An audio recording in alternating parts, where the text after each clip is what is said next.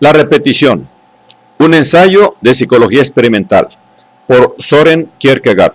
15, parte 2, 4. Todo esto, desde luego, es una verdad enorme, absoluta e indiscutible. Pero yo no la comparto para nada, porque no encaja dentro de mi concepción de la vida. ¡Qué absurda contradicción!, continuó usted diciendo. No se da con la mayor frecuencia entre la cobardía y el coraje masculinos. Se tiene miedo a contemplar lo espantoso, pero no suelen faltar el coraje y la valentía que se necesitan para hacerlo. En su criterio, por ejemplo, lo espantoso consiste en dejar plantada a una muchacha. Para esto tienes ánimos y coraje. En cambio, para verla cómo palidece, cómo se deshace en lágrimas y se siente morir, para eso no tienes ánimos y te da un dolor tremendo tener que presenciar como testigo semejante catástrofe. Y, sin embargo, semejante catástrofe no es nada en comparación con la primera. Mi criterio, pues, es muy distinto. Si sabes lo que quieres, por qué y cómo lo quieres, entonces debes tomar en consideración y respetar todos y cada uno de los argumentos, no cerrando los ojos a uno que otro aspecto del asunto, con la esperanza de que tu imaginación no sea tan fuerte como la realidad misma. Porque con este procedimiento no harás más que engañarte también a ti mismo, y llegará el día cuando no tengas más remedio que imaginarte las penas y la afrenta de la muchacha, en que tu fantasía vigorosa te la representará con mucha mayor fuerza que en el caso de haber ayudado a la joven en el momento siguiente a la ruptura, a que te hiciese algunas escenas sumamente desagradables, angustiosas y horribles. Esto también es verdad, una verdad indiscutible y total. Cada palabra es verdad, pero a mi modo de ver, las cosas se tratan de una verdad como si el mundo estuviera muerto. Tan helada y consecuente es esta verdad. No me convence ni me emociona lo más mínimo. Lo confieso, soy débil. En aquella ocasión fui débil, y nunca jamás seré tan fuerte y animoso, tan valiente e imperturbable como me sugería su discurso. Pero considero otra vez a fondo toda la historia de mis relaciones con la muchacha. Póngase en mi lugar y, sobre todo, no se olvide de amarla tan profundamente y de verdad como yo la amaba. Estoy convencido de que usted, en mi caso, habría salido airoso. Se habría abierto paso a través de todas las dificultades y habría superado todos los espantos, hasta lograr embaucarla con todos sus engaños y falsedades. Pero, ¿cuál sería el resultado de esta operación? Que si no le ocurría a usted lo mejor que le podía ocurrir, es decir, si no le quedaban grises de repente sus cabellos y no entregaba su alma un momento después de haber coronado sus esfuerzos taimados para conquistar a la joven, toda esa farsa macabra debería ser continuada, cosa que también se especificaba o sugería en su mismo plan, durante todo el resto de la vida. Y tampoco en esto estoy completamente convencido. Habría usted fracasado. Pero, amigo mío, ¿no ha temido usted nunca con semejante conducta llegar a perder por completo la razón? ¿No le ha dado miedo alguna vez extraviarse y ser víctima de esa pasión horrible que se llama el desprecio de los hombres? Porque a mí me parece una cosa tremenda tener razón de esta manera, guardando fidelidad a una muchacha al mismo tiempo que se es un pícaro de 7 suelas, y que no contento con la impostura de tomar a broma sus propios engaños, con frecuencia meras fanfarronadas, se burla también de los sufrimientos de una pobre desgraciada, y de todo lo mejor y más sagrado que hay en el mundo. ¿Cómo puede una cabeza humana concebir semejante plan? Y, lo que es mucho peor, ¿cómo es posible que exista un hombre capaz de ponerlo en práctica? ¿No cree usted que tal hombre se vería obligado muchas noches a levantarse de su lecho con el fin de tomar un vaso de agua fresca que le calmase un poco los nervios? O quizá a estar toda la noche sentado junto a su cama, dando vueltas a su plan y estudiando los modos de ponerlo en práctica?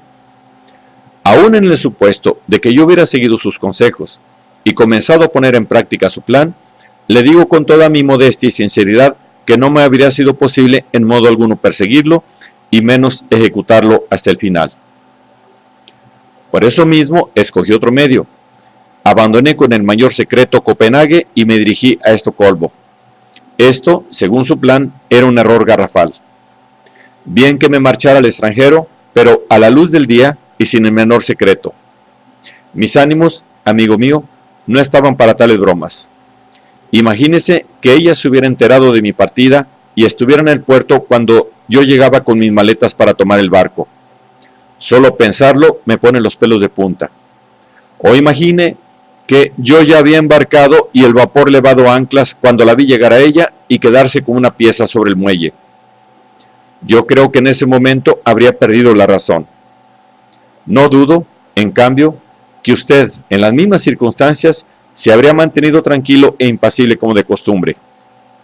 Incluso, si lo hubiera creído conveniente para su plan, y hubiera sabido que la muchacha se iba a encontrar en el muelle en el momento de zarpar el barco, habría traído del brazalete a la modistilla y embarcado con ella tan contento. E incluso, si lo hubiera creído necesario, no solamente le habría pagado bien sus servicios a la segunda, sino que la habría seducido de verdad, hollado y deshonrado. Eso sí, en aras del plan magnífico y con el exclusivo fin de servir mejor a la primera, esto es, a la muchacha verdaderamente amada e idolatrada. ¿No le parece una situación la mar de interesante? Pero supóngase que durante aquella misma noche se despierta de repente de su sueño y de su letargo, y que no es capaz de reconocerse a sí mismo, porque había encarnado a la perfección el papel de aquel personaje heroico con el que trató de encandilarme a mí, al proponerme el mismo plan, amasado de buenas intenciones y mentiras piadosas. Esto, indudablemente, no le parecería tan interesante, sino más bien un fallo. Porque recuerdo que usted me dijo entonces, haciendo mucho hincapié en ello, que no se debía recurrir nunca a semejante método de una manera insensata y superficial. Incluso me llegó a insinuar en cierta ocasión que tal método era absolutamente desaconsejable e innecesario, si no había por medio alguna culpa o error de parte de la muchacha. Ya fuera porque ésta era tan ligera y desaprensiva que no advertía los guiños evidentes que el amor le hacía en la persona de su propio novio. Ya fuera porque era una egoísta descarada a la que le daba lo mismo 8 que 80. A esta insinuación suya, yo respondo ahora lo siguiente.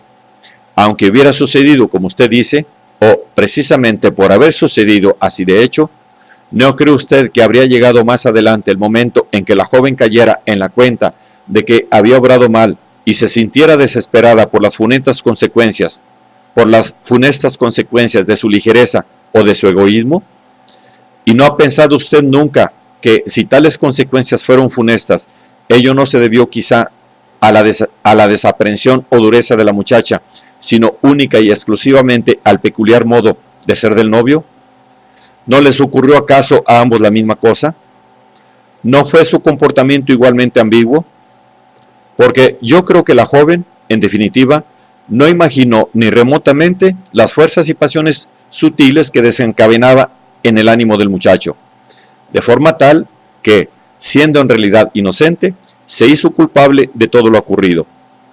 Por lo tanto, juzgarla y tratarla como usted pretende, me parece, además de una infamia, un exceso de rigurosidad. Si hubiera continuado mis relaciones con ella, jamás la habría tratado y juzgado de ese modo tan cruel. Habría preferido con mucho las riñas y las querellas permanentes, la cólera y la furia desatadas. Cualquier cosa antes que esa fría, lacónica y objetiva sentencia con la que usted la juzga y condena sin posible apelación. No, no y no. Yo no podía hacer semejante cosa. No puedo ni deseo hacerla nunca más, aunque viviera 1000 años o se hundiera el mundo. No, no y no. Por cierto, que cuando pronunciaba seguidos estos signos gramaticales de negación, me desesperaba porque los encontraba tan fríos y ociosos como lo pueden ser un grupo de vagabundos alineados hombro con hombro a lo largo del muro de una calle. Porque un no dice siempre exactamente lo mismo que otro no. Usted debiera haber oído todas las vibraciones y modulaciones variadísimas de mi negativa apasionada en aquellos instantes en que decidí cortar por lo sano, desapareciendo como un muerto, según usted mismo acostumbraba decir. ¿Cómo me hubiera gustado tenerle delante en aquellos momentos y espetarle a la cara mi último no rotundo?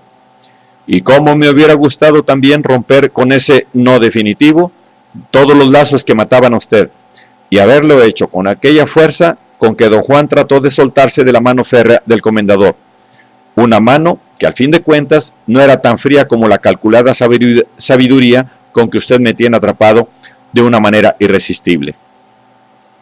Aunque, por otra parte, estoy seguro de que si lo hubiera tenido delante en aquellos instantes, no me habría sido posible formular apenas la primera negación, pues enseguida habría usted frenado todos mis arrebatos con una respuesta helada e imperturbable.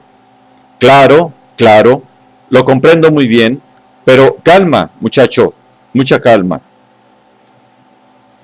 Lo que yo hice tuvo que parecerle a usted necesariamente una cosa mediocre, propia de un chapucero. Se puede reír de mí si le place. Yo no tenía otra salida digna, ¿se entiende? Por más que a usted se le antoje mediocre y solo digna de un bisoño. Pero, ¿cómo pueden importar sus reacciones y sus dichos en un asunto de tanta trascendencia? Cuando un nadador habituado a lanzarse desde lo más alto del mástil de un navío, dando vueltas escalofriantes en el aire, le grita, antes de meterse de cabeza en el agua, a uno de sus compañeros en la copa del mástil, para que siga su ejemplo y se lance también de cabeza y dando saltos mortales, pero este lo único que hace es bajar poco a poco por la escala hasta la cubierta del buque, y luego, por una escalerilla, siempre con la misma parsimonia, hasta el borde del agua, y allí mete primero un pie y a continuación el otro, y lo saca y lo vuelve a meter, alternativamente y pensándolo mucho, hasta que al final cae como un fardo al agua. ¿Qué le puede importar entonces al primero lo que el segundo piense de él? El hecho fue que un buen día desaparecí, inesperadamente y sin decirle ni una palabra a mi novia. Tomé el vapor para Estocolmo, huyendo y ocultándome de todos. Quiera Dios que ella haya encontrado al fin una explicación satisfactoria. A propósito, ¿la ha vuelto usted a ver alguna vez? A esa muchacha que yo nunca menciono por su nombre, porque yo no era el hombre capaz de escribir nunca su nombre. Mis propias manos se habrían sentido sobresaltadas de espanto, un espanto insuperable. ¿La ha visto usted? ¿Ha perdido el color o quizá ha muerto? ¿Está preocupada? ¿O quizá ha encontrado la explicación que la consuele? ¿Es su andar todavía ligero y garboso? ¿O camina quizá con la cabeza entornada y los pasos pesados como los de una vieja? ¡Santo Dios! Mi imaginación no conoce límites. ¿Están sus labios pálidos? Aquellos labios suyos que yo tanto admiraba, aunque nunca me permití besar más que sus manos. ¿Tiene acaso el aire serio y pensativo, ella que era dichosa como una niña? Escríbame, se lo ruego con el mayor encarecimiento. Cuénteme qué ha sido de ella, mi amada. Pero no me escriba, pues no deseo recibir ninguna carta de usted, ni siquiera saber nada de ella. No creo en nada, no creo en ningún hombre, ni le creo a ella misma. Aunque estuviera frente a mí ahora, más resplandeciente y vigorosa que nunca, más alegre y jovial que cuando yo la conocí, no me sentiría nada contento, ni le creería ni una sola de las palabras que me dijera, pues pensaría que todo ello no era más que un engaño para burlarse de mí, o sencillamente para consolarme. ¿La ha visto usted? No, espero que no se haya permitido verla, y mucho menos visitarla, tratando de mezclarse así en la historia de mis amores. Dios le libre de que yo me entere del más mínimo detalle en este sentido. Ojalá que haya sabido mantener las distancias, cosa nada fácil, lo comprendo, porque una muchacha desdichada en el amor suele ser una presa suculenta sobre la que se lanzan inmediatamente, como perros hambrientos, todos los observadores de su tipo, con el afán desmedido de saciar su hambre y sed psicológicas, o escribir novelas. Si hay algo por lo que desearía muchas veces salir de mi escondite, ello es, sobre todo, para poder espantar a todos esos moscones y gusanos repugnantes, manteniéndolos todo lo lejos posible de esa fruta fresca que era para mí más dulce y suave que todas las demás cosas del mundo, y más deliciosa a mis ojos que un melocotón en el momento feliz de su sazón plena, con su bellísima piel de seda y terciopelo. Se preguntará, sin duda, ¿qué es lo que estoy haciendo ahora? A lo que le diré que no hago otra cosa que dar más y más vueltas a mi historia amorosa, tan pronto comenzando por el principio como por el fin. Huyo cualquier relación o hecho externo que me la recuerde, pero interiormente mi alma siempre está ocupada y preocupada con toda esa historia de mi vida. Lo mismo de día que por las noches, en la vigilia que en los sueños. Jamás me atrevo a pronunciar el nombre de la amada, y le estoy muy agradecido al destino, porque por una equivocación el único nombre que yo sé de ella es su nombre verdadero. Mi nombre propio, en cambio, le pertenece en realidad a ella. Ojalá que pudiera borrarlo, porque mi propio nombre basta para evocármelo todo, y cualquier cosa del mundo me parece que no contiene más que alusiones a este pasado. La misma víspera de mi partida para Estocolmo, leí en un periódico que 16 varas de seda negra, de la mejor calidad, estaban en venta por un cambio de destinación. ¿Cuál sería su primera destinación? Quizá un vestido de boda. Esto me hizo pensar que yo también podía poner un anuncio en el periódico, ofreciendo en venta, por un cambio de destinación, mi propio nombre. ¿Para qué lo necesito ya? Si un espíritu poderoso me lo arrebatara para devolvérmelo después, adornado con las mejores galas inmortales, yo lo arrojaría de nuevo lo más lejos posible, y me pondría a mendigar por ahí un nombre cualquiera, el más insignificante de todos. Me gustaría, por ejemplo, que me llamaran simplemente el número 14, como uno de los chiquitines de la institución denominada Los Ángeles Azules. Pues, ¿de qué me sirve un nombre que ya no es mío? ¿Y de qué me serviría un nombre gloriosísimo, aunque fuera mío?